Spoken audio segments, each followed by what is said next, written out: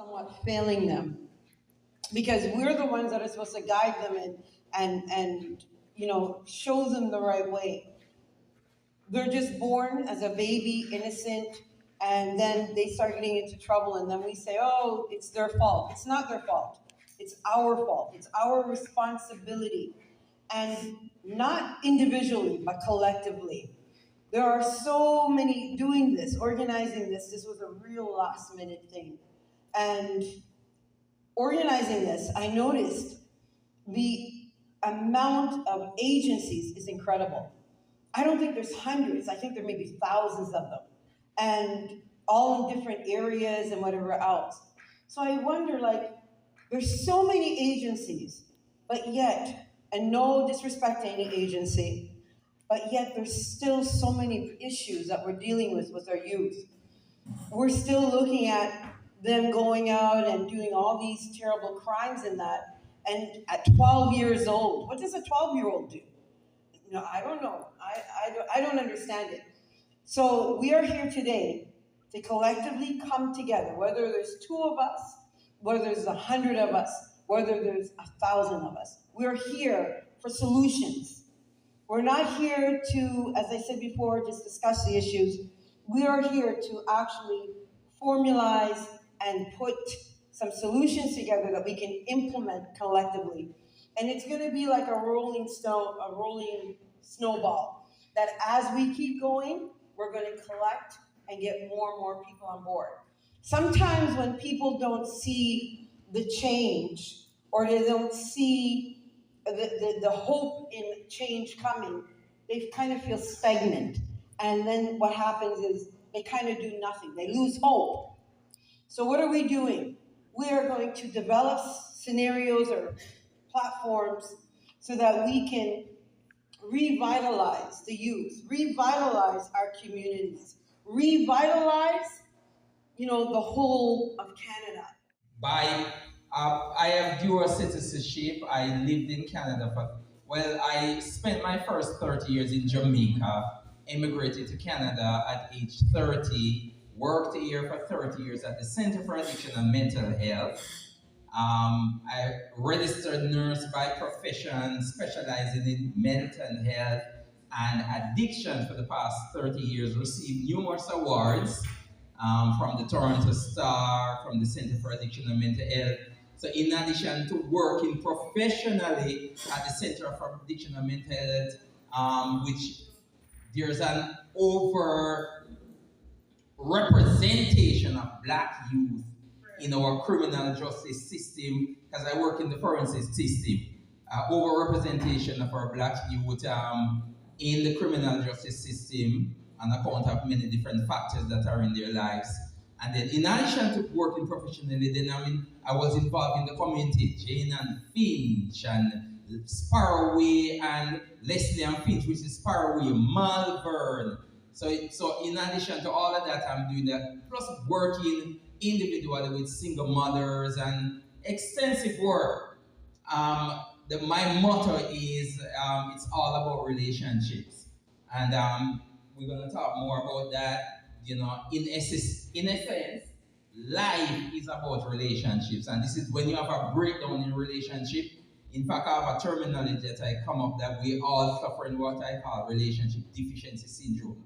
And it is afflicting in our community where we do not know how to relate to each other. That and it's getting worse and worse. If you look at some young person too hard, they want to kill you. And it's true, or step on their shoes. We have lost the ability to relate to each other. So after working here for 30 years, I went back to Jamaica in 2020 and immersed myself in the life in Jamaica, in Spanish Town and Waterhouse and Olympic Garden, that I'm currently, Penwood High School, St. Margaret Human Resource Center, Basic School. All right, when you go back to Jamaica, the need is so great and you have to narrow yourself down. So I was, like on a Sunday like this, I'm feeding hungry, homeless people on the street. I'm doing all kind of stuff. And then you realize that you cannot do it all. And what I have decided, God, is to narrow down my focus to children and youth, and specifically to young people, young men who are dying before the time. And it's crazy. Sometimes you're talking to them and you're wondering if they're real because they're telling you that it's better to be a criminal and they want to do scamming. There's a lot that's going to be said when it comes to education, and many of them graduating from high school at 17 and cannot spell catch or bat. So there's failure on the government and failure from the people. There's failure at every level. Failure in the homes, and that's a whole different conversation. Failure in the school system, failure churches. Here also too, I'm a Christian, I'm a believer in Jesus Christ, but I'm not a believer just go church, clap and sing, praise God and go back again. In fact, if you're not doing anything for the community, I don't want nothing to do with you, basically speaking. Because when Jesus finished preaching people, he fed them. He got engaged. So, but that's a whole different conversation. So I have been residing in Jamaica for 6 years, and I came back twice in the 6 years. I'm back briefly to go back. I'm gathering resources and collaborating with Tribe because they. All right, so let me tell you the vision, and I'm gonna finish. This is just the beginning of things to come. We're gonna keep on having these, having more. We're not gonna stop. If the gun violence, you know when we're gonna stop? When the gun violence stop. Trust me on this one. We're gonna go down to Jamaica and carry this down there. We're gonna go to the east end. We're gonna get more people. This is a movement. So don't worry about the numbers. If one person came, we would have gone through ahead because this is a movement and it's a God movement. Because if you say you believe in a God and you're comfortable with what's going on, you don't really believe in a God. God is grieved by what is going on, while people stand aside and look and just say, oh, it's not me and it's not my children. We're so poor selfish because we don't have any love in us. So I won't go any longer. I'm just going to turn over the mic because one of the things that we plan to do is just to have some group sessions where we gather at different tables and discuss certain, and you talk more intimately. So maybe we're going to talk about the major issue. All right, so let me tell you the major issues in Jamaica. Are amongst us. Family. There's huge issue in family. Absent fathers and mothers are overwhelmed and all of these stuff are mothers, just family dysfunction going on. That's where the trauma begins. And then you have mental health. We have a mental health crisis amongst us. Just everybody know about this. The contestant, former Miss Universe contestant who committed suicide last week. Crying out 826. Two students in Jamaica commit suicide already so far this year. Children are just overwhelmed. It's a complexity of problems, and it's not one thing, and it's all individualized. So you can't. So on one end here, you have some Christians who said, "Oh, it's demon, castle the demon." Okay, so now we are going to have Vanessa. She's going to come up and she's going to talk. And come on up, Vanessa.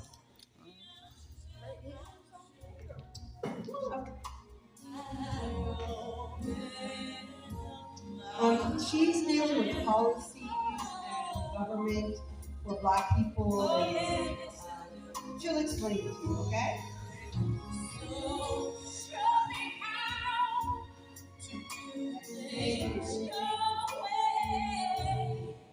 Hi, everybody. My name is Vanessa, and I'm going to say it again. We're family, you know. Some of you I know, some of you I don't know. But what I heard from Shy and Renford thus far, I couldn't agree with them more. Initially, when I looked around the JCA, if there was a party or something going on, it would be packed from wall to wall, you know. And it's a big disappointment, you know, in a sense, that not more of us will come out and support initiatives to foster growth within our community. So I'm just gonna get right to it, you know. The truth of the matter is that we lack unity in our community. And this lack of unity in our Black communities, it's costing us our future and fueling the violence, especially among our Black youth, you know? When the Ontario government stripped funding from programs like Tropicana, programs that save our kids from a lack of empowerment, a lack of mentorship and pride in themselves to be black, there was no outrage from us. We just let it go. We didn't fight. We didn't amplify our voices and stress the need that our youth need these type of programs. There were no protests. We stayed real silent while the programs that we actually pay for with our taxes were ripped and torn away. Silent while opportunities for our children were and are still being destroyed. And that silence spells compliance. And the cost is actually written all over our communities, not just with dollar signs, but as Renford said, we're losing our young kids to mental illness, we're losing them to suicide, we're losing them to so many things because we fail to set an example of unity as their elders. And our young people, they're actually growing up in a system here in Canada that tells them they're designed to fail. They're never going to get anywhere. Kids as young as 4 years old are babies. They're being called racial slurs in classrooms where the teachers should be putting their confidence, setting their confidence instead of telling them that they have no future and they have no hope. This system teaches our kids that their destiny is for nothing but failure, you know? And it is true, we do have a lot of organizations. What the organizations I'm talking about are black led organizations all over Toronto, all across Ontario, all across Canada. And we all have the same vision and the same mission.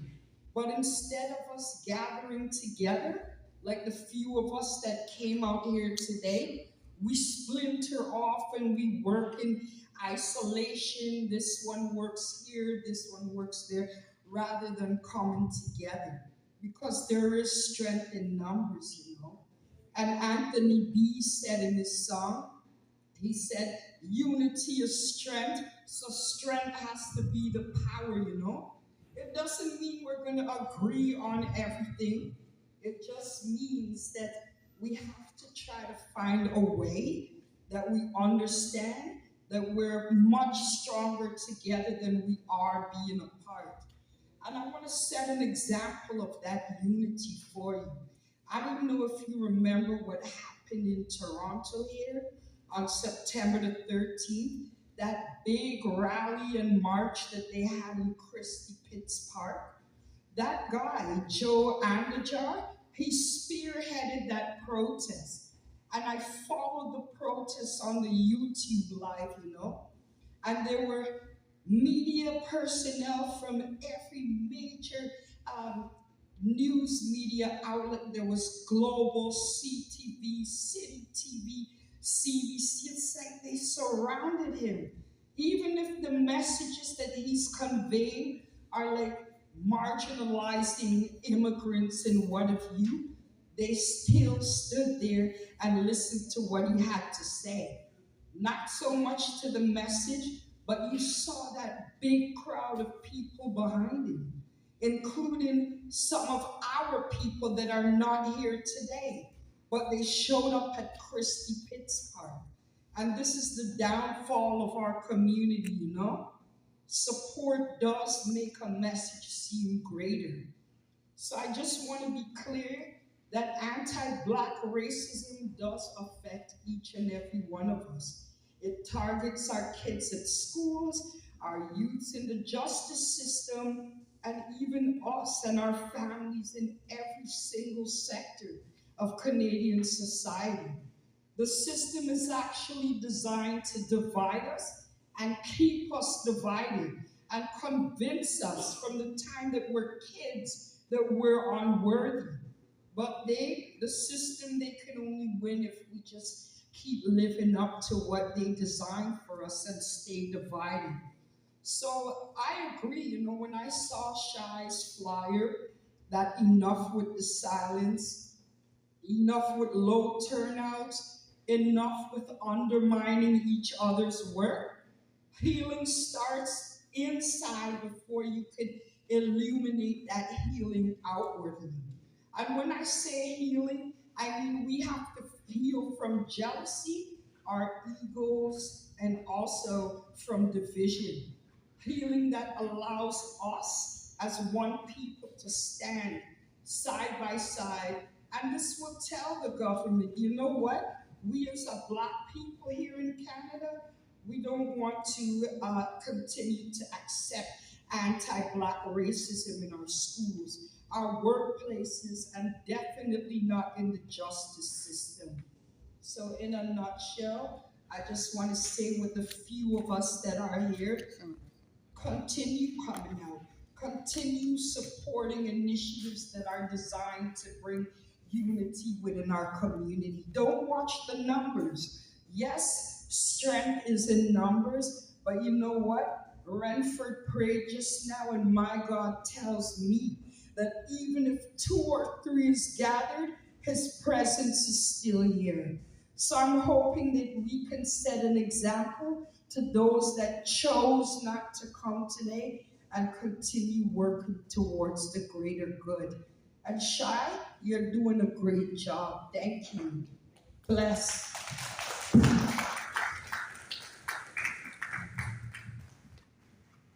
All right, Shai. Um, that was a nice speech. Very. That is not a speech. That was reality. Shai, thank you for this amazing opportunity. To everybody that's in the room, he spoke about God, he spoke about things that God does. So I will answer by saying, many are called, chosen are few. Yep. Right? We know this. There's nothing that we don't know at this time. So I'll start by saying, it is a gift to be simple, and it is a gift to be free. It is a gift to come down from where we ought to be. And when we find ourselves in a place that's right, it'll be in the valley of love and delight. So I'm delighted this afternoon to be here to lend my voice to this I call uncomfortable conversation. Right? We can say all the things, we can go over, we can go back, we can look, we will all have lots to say. But here's the reality of the situation. What are we going to do about it?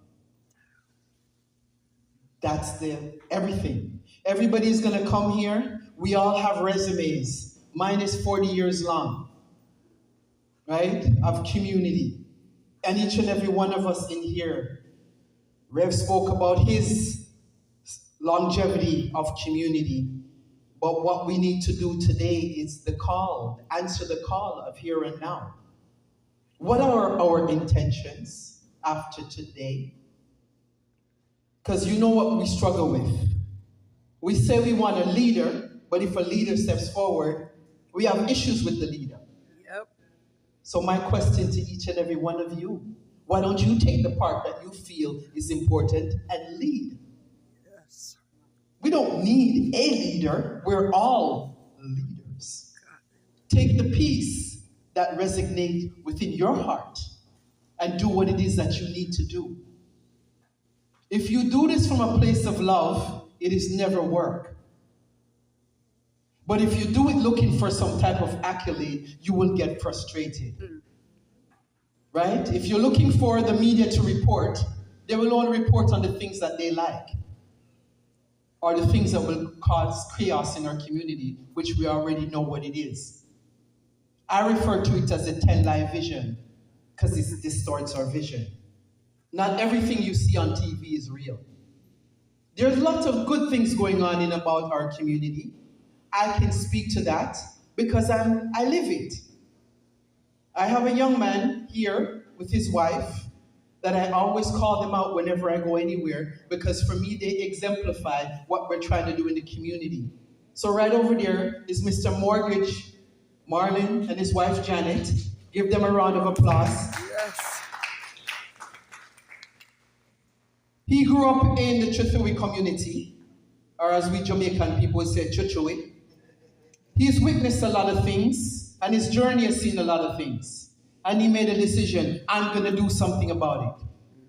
So, add this name to your organization that you're looking for, the Mortgage Foundation. Add that name to your list. You want a call to action? That's a call to action.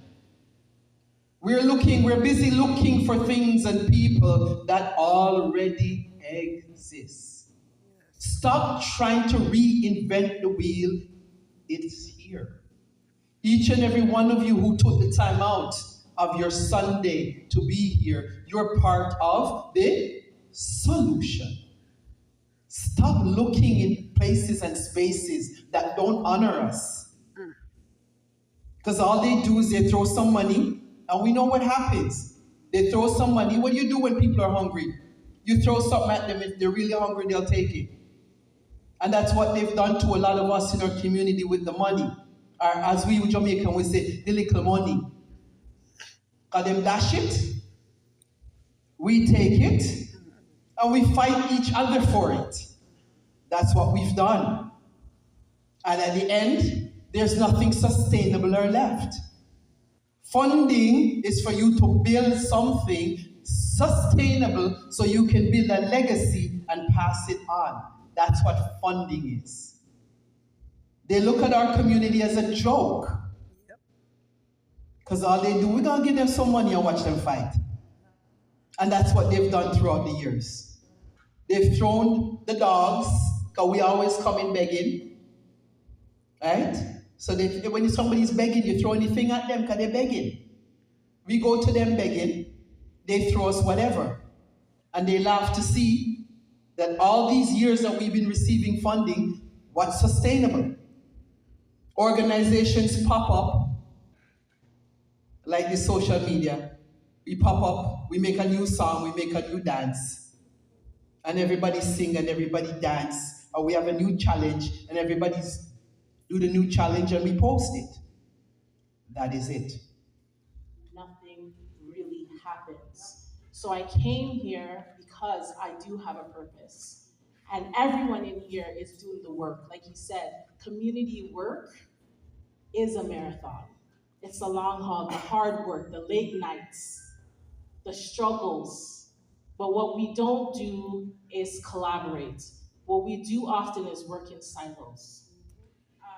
I'm just going to introduce myself. My name is Aretha. I founded an organization, Develop Me Youth. I am also Chief Executive Officer for a sexual assault crisis center in the region of Peel. I can run down a lot of accolades that I have, but I won't do that because that's not why we're here. My intention wasn't to speak, but my passion is mental health, gun violence, families, and youth. I work a lot with mothers, families that's experienced so much within the years, and the question is always, why is all of this happening? Why is all of this happening? And reality is, we can't stop everything. We can't, because we are only one individual, one organization working, but we can mitigate the risk. We can, because we've been trying to stop this for years, and it keeps getting worse and worse, and as you can see, the ages are getting lower and lower. I have a 12-year-old. I have a 12-year-old son, and he's black, but when you look at him, he looks like he's mixed. I have people telling my 12-year-old son that he's white. But when he goes into spaces, what does everyone see? Black. A black boy. And because he has a little mouth on himself, because the mother that he has tells him to advocate for himself and tells him that he needs to do what he needs to do when it comes to speaking up, but knowing right from wrong, knowing not to get into spaces and follow people. But at the same time, a mother like me, and I'm speaking here from a mother's perspective, because a lot of times we hear too that it's coming from the household. I get burned out and I get exhausted from the work that I do, but also knowing that I have to train my son up and my daughters up to live in this world that we're in. And it's not a nice world. I'm from Chichue too. That's where I grew up. And I seen some things. I seen the boy them come, I'm still lays up on my balcony, and I had to be ducking because I did not know what would happen. So I've been through some stuff and I've seen some stuff. And the reality is we don't want our kids to go through that. But it's happening. And the question still is, how do we help? What do we do? What do we do?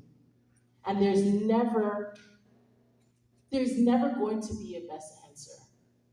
Because with every organization, we're doing what we think is best to do. We're helping in the way that we think we can help. But there's a lot more left to do. I've been talking about it this week, and I kept asking myself, because I remember the conversation that I had with Louis, and Louis always talked about the village that is needed. Louis March always talked about that. And I looked at myself and I said, okay, you know what? In reality, the village, we linked our arms together, we grew crops together, we did so many things together. But once we started letting go of each other's hands, can I just have you for a second up here? So when I say we as a village linked our arms, when we linked our arms like this, it was harder for the kids, the youth to get through. Do you guys agree? But when we started to let go as a community, I started going different direction. When the funding came through, the money started dropping. You as a black person started, acting, and I'm gonna say it like the white man. The reality is you start to lose the focus, the purpose, and everything that you first started out to do this work. I'm authentic and I'm transparent, and a lot of people, I get in trouble for my mouth. So for me, I don't fit into certain spaces because I speak what I believe needs to be said in rooms that needs to be said. When I go to the city, when I speak to a counselor, when I speak to a mayor, I am telling them what I believe from a parent perspective, from a community perspective, from a business owner, because there's different perspective and we need to be able to express those. Different communities. And we share the lived experience where we have gone through the racism, where we have gone through the oppression, and our people, our black youth, our black people that have been going through the pain, we have lost them. The example that I can give is like one of our clients, one of our people from our trust boundaries, Andrew Luku. If you have heard about that 10 years back, he was just shot dead just because he had mental health. They didn't understand it's a mental health. But what they did is they saw the hammer. Within a second, he was shot dead. In that situation, did anybody ask? Did anybody say that, are you okay? Did anybody take a pause, a minute to ask them? So no, the answer is no. There's no trauma-informed approach. I go into the tables, I sit in the tables, different tables. There are strategic plannings, there is funding. But when it comes to the real people, is it towards to them? No, it's not. Have we asked with them? Have we asked with our youth? Why? Because we also have a traditional AIDS youth program, so we work with the racialized and the black youths. So do they come to our center? They will, but again, they're limited because they don't feel safe. Have we given the safe space to them? The first thing is to let the people know that. What does it mean by being a safe space? Understanding the approach of trauma-informed care. One of the meeting I was there, and it's with the legal, then there was like, yes, we do have a training for the black youth, with the black communities. It's like, really? Then it's one time. Is it enough? That training is enough? No, it's not. Because it should come from inside, not from the outside, from the mouth saying, hey, we do this, we do that, we do this. No, it should be in the action. And I totally agree when Renford said about let's spread the love. That's what we want, not the hatred, not the stigma, not the stereotype. Because with our communities, there's a stereotype, stigma. People see if they say mental health and addiction, have they asked about why the addiction? Is it a coping mechanism? Because they do not find the opportunities. Every door that they've gone is blocked. They do not see it. And the other thing they face is like, how many times they're going to say the story, narrating the story. By narrating the story, they are so tired, they are lost in the system. They face so much of systemic barrier. So across boundaries always have been standing. We have been, even Andrew Lucas' time, we were advocating, we were lobbying, and we were in the inquest till the time the decision was made. So I'm really glad, I'm really happy to be part of this. Yes, it's Sunday, I still our numbers, but even I count the numbers, we are in the room like 20 people, but 20 people's voice might be the more. That's how I see it, and I'm really, really thankful. And with this saying that, again, I want to repeat saying enough is enough. Let's come together as a community because one organization cannot make a change. Each of the organization, each of members from the community to come together and as Renford also said about being integrity, being unity because unity is a strength. And the other example I liked about is like holding the hand together and standing and being a community, saying that, hey, we are here to support you. Come out. We'll be your voice. You be your voice. Raising the voice and vocalizing. Yes, there's racism. Yes, there's a loss. Yes, you have killed our people. Now it's our time to fight for our right. That is the love, not the hatred. Yes. So with this, I would like to conclude. Thank you so much for inviting us. Thank you. Yes.